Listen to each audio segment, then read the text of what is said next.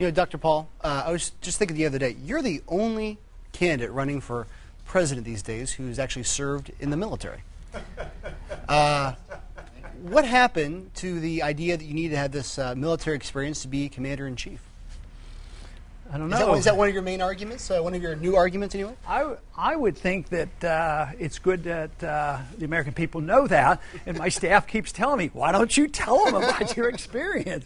But I was in the military for 5 years, and I tell my veterans groups, you know, that I was drafted and went in, and I went in, you know, I was taken out of my residency. I went in with a lot of reservation. It was the height of the Cuban crisis, but I figured I'm going to make the best of it, you know, and you know, I have to respond, and this is the way the system works. And I was very obedient. Matter of fact, I stayed in 3 extra years, so I had a total of 5 years in the Air Force. But now I tell my veterans groups that now he's even not in a presidency position, but as a member of Congress on international relations, I have a responsibility with dealing with policy. So I see it differently. But I would think, yes, that has helped me a whole lot. At the time, you know, it was a great burden, you know, to raising my family and little kids and being drafted and all. But I did travel a lot. Matter of fact, I had been to the Middle East and Pakistan and Afghanistan and Iran at the time. We could go in there, and Ethiopia and Turkey and all these places. And so it was an experience that was well worthwhile, and you do understand how the military operates, and I think it's a very worthwhile experience. I'm going to move back on to some fiscal issues. Alexander, I think you have some questions on entitlements.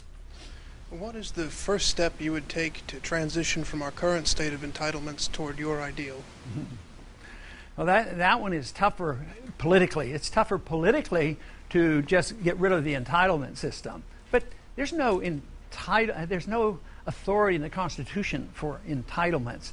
But people, the reason why this is so overwhelming is we have been taught and we have been conditioned, and the majority of the American people believe that entitlement means rights. It sounds like a right. You're entitled to this.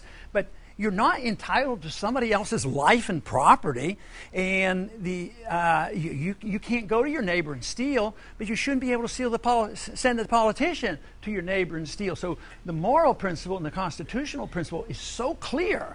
So you have to get people to understand that. But what's going to probably end the entitlement system is when we go flat out broke, and that's what we're approaching.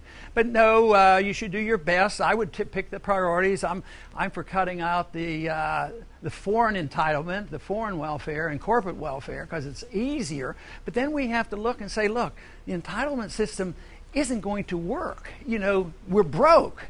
And we should, at the least, start nibbling away at that and condition people. Why wait until we go totally bankrupt? But we should do our very best. But a president can't, you know, do that. He can do more in foreign policy because he's in charge of the troops. You don't have to keep troops on 900 bases. The entitlement system has to be whittled away through the legislation and through encouragement of the Congress. The president's obligation would be to, if necessary, veto bills or encourage the Congress to pass more reasonable legislation. Dr. Paul, we now have Jane from Manchester asking you a question about health care. Okay. Welcome to New Hampshire. How would you make long-term care more affordable and accessible to our aging boomer population? How do we make medical care more affordable with the aging boomer population, which is growing rather rapidly, and the costs are growing even more rapidly? Well, the cost of medical care is not so simple as saying there's only one cause. It isn't because so-and-so charges too much money. It's much more complex. You have the problem of tort law, the lawsuits. That makes doctors do twice as much as they need to do, but they have to do it out of defense. And I've been on the receiving end of that and say, boy, what if I don't do this C-section in 3 minutes? And I'm looking at this curve, what is this attorney going to do to me? So it puts all kinds of pressures on you, and it does everything in the emergency room. So that's one problem, and I can't go into detail, but I have several pieces of legislation that would deal with that with a free market approach, where you could get the attorneys out of getting most of that money, and that's where our big problem is. The other thing is inflation is when you increase money supply and devalue your currency, and then it goes into higher prices. You say, well, how would it just do medicine more than anything else? It can. When you devalue a currency, some prices go up, some prices might even go down. Your computers and cell phones and TV prices might go down, but if government gets involved in allocating services, they don't give you better services, they give you higher prices. So where have we been most involved? The housing industry, we had a big bubble there. Medical care, we have huge costs there, and so they have to regulate and regulate prices.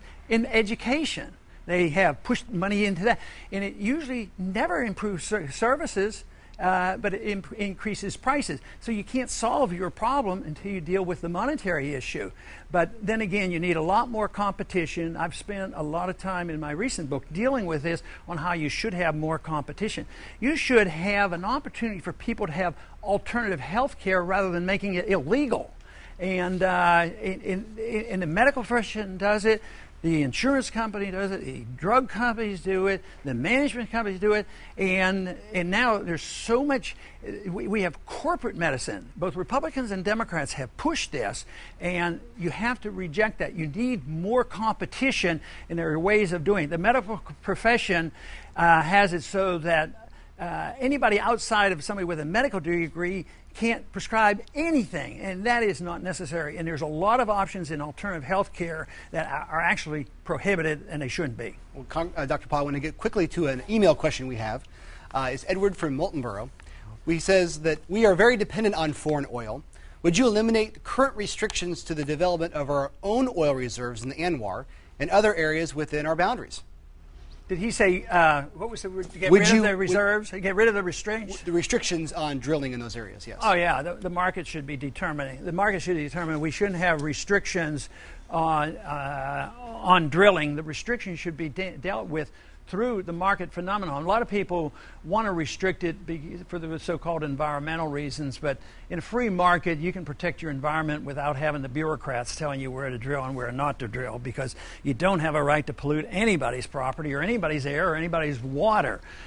So we should have a lot more drilling. I mean, if you looked at all that we have in this country, everything from coal, nuclear, and oil shale, I mean, we have tremendous amount, so we don't have to be. We send our troops over there to protect our oil, and that's what I think is so criminal.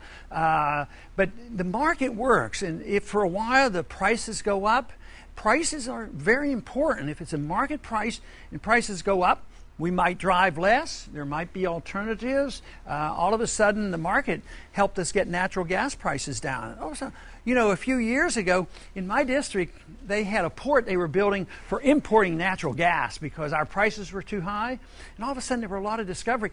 They've turned that into an export of natural gas because, you know, it's unknown what we can do when the market operates. And I happen to think that if the price of gasoline and hydrocarbons got too high, we'd have electricity maybe generated by nuclear and have electric cars or something like that.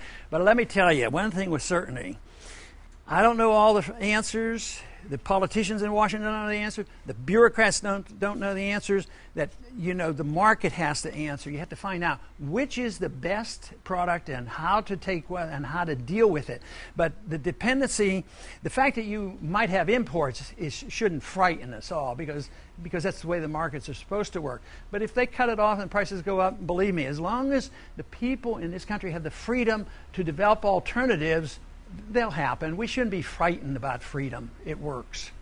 You know, Dr. Paul, I want to ask you a little bit of a question. I want to ask you a question about your previous profession. You've delivered 4,000 babies. What do you think is the biggest misconception that first-time parents have about pregnancy? You have a few seconds. Oh boy, didn't know I was going to get a medical question. It may be more psychological, frankly, but. Well, I don't know. I think women who are pregnant are pretty smart, and they know what to expect. I think sometimes they're a little more frightened than they have to be. That's a misconception, especially in this age. You know, they could hear stories. People have heard stories about how terrible some things could come about. But in the modern age, there's just no reason to be fearful. So, but basically, I think I've always considered my patients pretty well informed, and hopefully I kept them well informed. I'm sure you did. That does it all here for this program. Coming up next in our series of conversation with the candidate, Fred Karger will be making his appearance next Friday night. Karger is a former White House consultant, best known now as a gay rights activist. There's still time to send in questions via email. Just head to the politics section of WMER.com and click on the Submit a Question link. You can also pick a question for a specific candidate or for them all. And while we're signing off on television for tonight, this conversation with Ron Paul continues online. There you'll find a full 30 more minutes of questions from our studio audience. And you can also rewatch this half hour in case you missed something. Thanks a lot for watching, and check out WMER.com.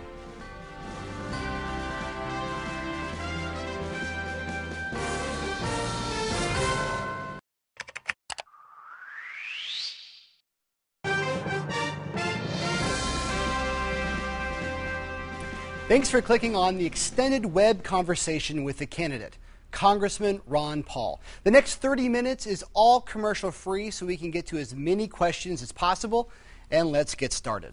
Dr. Paul, you have been in Congress a very long time. Why shouldn't people consider you a career politician? Well, I guess it's because of my motivations. And in some ways, if you spend a lot of time and you want to say it's a career, in a way it's a second career. But if it's meant as a pejorative and a negative thing, most people defend me and say, well, you know, you aren't the typical politician. But, yes, it's sort of been a career after I left medicine that I was in Congress for a while. I was in for 4 terms, and I knew I didn't want to be, you know, the career politician. So I went back and I thought, I miss medicine. Matter of fact, the first time I ran for Congress, I figured the American people weren't quite ready for me because I was talking the same way back then, and it wasn't nearly as popular. But I stayed 4 terms. I decided I wanted to go back to medicine. So I went back in '84 and didn't run again and got back into Congress in '97. So it was sort of breaking it up, but I was always motivated to try to solve some of these problems and not play the role of the career politician. But technically speaking, you know, if you spend a bunch of years, you could argue, yeah, that's a career. It's a second career. Matter of fact, I feel very fortunate that I had the opportunity to practice medicine, which I loved. And I think it has helped me in my second career, because if people had rejected me in Congress, I always felt like I had a career and I would feel very good about practicing medicine. So I think it gave me a little bit of leverage to say what I actually believed and say the things I thought was best for the country. You know, Congress itself is one of those easy punching bags. We have all these jokes about Congress, but given your philosophy and frankly your experience there, what does Congress do well? Boy, now you really stumped me. Does it represent well? Is it a place where people can get out the great debates? Is it not? Well, this is a negative doing well. They do very well in following what they've been taught and what they believe, but they have been taught the wrong things. They follow an economic system that I am challenging. I'm challenging the Keynesian interventionist central economic planning, the funny money fiat system, and rejection of a constitution. They do that very, very well, but they've been taught that. And they do well. I would think that they do well in serving their constituents, you know, in the sense that government is so big. I have 2 types of constituents that want to get something from the government, and if it's a legal thing, you know, if they're getting Social Security or veterans benefits, I work very hard to help them. And I think all members of Congress do a very good job there. But then there's another group that come to you and they want just more stuff. And I'm less enthusiastic in supporting that. Great. Let's go back.